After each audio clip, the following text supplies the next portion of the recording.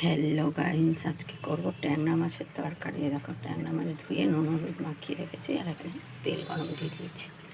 এখন মাছগুলো ভেজে নেব। মাছগুলো ভাজা হয়ে গেছে।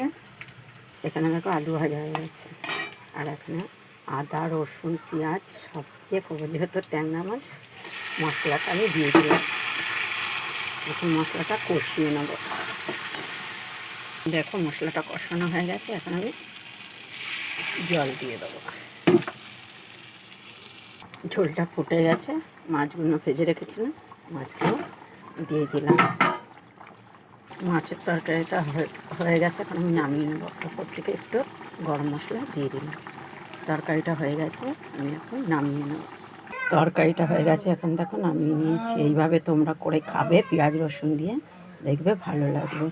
ভালো লাগলে একটু কমেন্ট করো, আর তোমাদের ভালো লাগলে একটু শেয়ার করে দিও। আজকে রেসিপি ছিল ট্যাংরা মাছের ঝাল। দেখো।